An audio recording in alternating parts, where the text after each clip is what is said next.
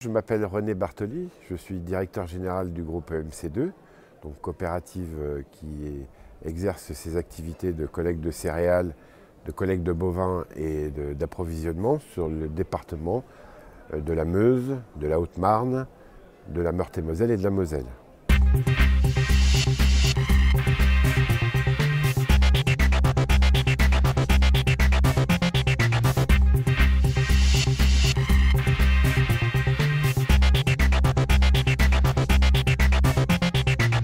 Eh bien, aujourd'hui, c'est un grand jour puisque c'est l'aboutissement de tout un processus qui a démarré il y a 2 ans et demi, justement à notre Assemblée Générale où nous avions invité Gérard Maurice pour intervenir sur ce que fait Arvalis au plan technique au niveau national.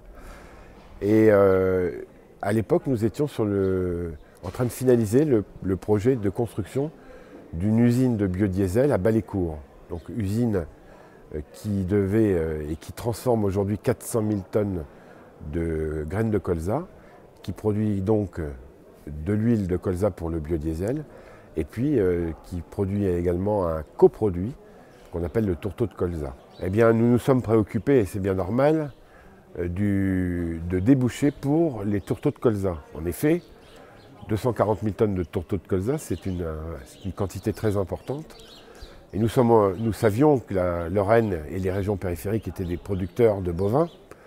Néanmoins, sans une initiative qui encourage le développement de la production de bovins, eh bien, nous risquions, malheureusement comme certaines régions françaises, de voir disparaître progressivement la production de viande.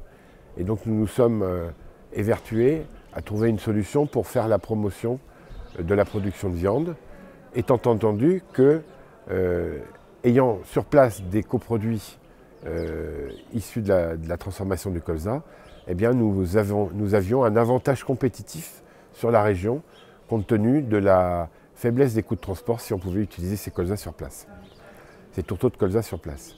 Et donc Gérard Maurice a dit écoutez, c'est un projet qui m'intéresse, je voudrais l'étudier avec vous. Et nous lui avons donc promis à l'époque avec Philippe Mangin de mettre toutes les forces vives du département et de la région pour la réussite d'une vitrine pédagogique pour la production de bovins. L'arrivée des coproduits n'est pas une innovation en soi. Ce qui est la vraie innovation, c'est la quantité de coproduits qui arrivent. Dans un rayon de 200 km autour de nous, autour de Saint-Hilaire, il va se produire près d'1 million de tonnes de coproduits. Donc bien évidemment des drèches de blé, des drèches de maïs et du tourteau de colza. Or, ces derniers temps, la quantité de tourteau de colza augmentant fortement en Europe, eh bien nous avons un ratio qui se dégrade, mais à l'avantage des éleveurs cette fois-ci. C'est-à-dire que le tourteau de colza devient très compétitif dans les rations. Donc la question d'en incorporer un petit peu, ce n'est pas un gros problème technique. La question d'en incorporer plus devient un vrai problème technique. On a vu tout à l'heure dans les différents exposés qu'il y avait des problèmes d'équilibre d'anions, de cations, etc. Ces problèmes nouveaux sont à traiter rapidement, de telle façon que nous ayons les réponses qui conviennent et qui permettent l'augmentation des taux de productivité, des taux de croissance journaliers des animaux qu'on va nourrir avec le tourteau de colza. Les fusions entre les coopératives de viande et les coopératives de céréales, ça n'est pas à l'origine un mouvement naturel. Ça le devient quand les céréaliers se posent des questions sur leurs débouchés. Or, les céréaliers ont plutôt bien vécu, entre guillemets, dans les années passées. Et donc, la conjoncture s'est certes très améliorée il y a 2 ans, mais se retourne complètement aujourd'hui. Et ces aléas, nous les connaissons, on les a vécus. Et donc, les céréaliers sont, je pense, soucieux de créer leurs débouchés.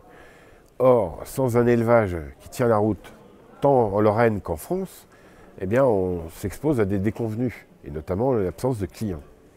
Alors, on peut toujours vendre, mais ça se fait au détriment du prix, puisque celui-ci est grévé par les coûts de transport. Donc, ce mouvement de regroupement n'est pas si simple que ça. Il suppose que les céréaliers s'ouvrent vers le monde de l'élevage, et aussi que le monde de l'élevage accepte de collaborer et de participer à la vie d'une entreprise polyvalente. Et ça, c'est un petit peu plus compliqué. C'est bien sûr On peut tout à fait partager les objectifs, mais pas forcément la manière de réaliser les objectifs. Donc il y a une mise au point à faire, il y a des cadrages à faire, et surtout laisser beaucoup d'autonomie aux uns et aux autres. Je pense que c'est ce que nous avons essayé de faire avec Allotis. Et donc quand un projet comme celui de la ferme Arvalis se présente, eh bien il faut mettre le paquet, et ça c'est quelque chose de très fédérateur.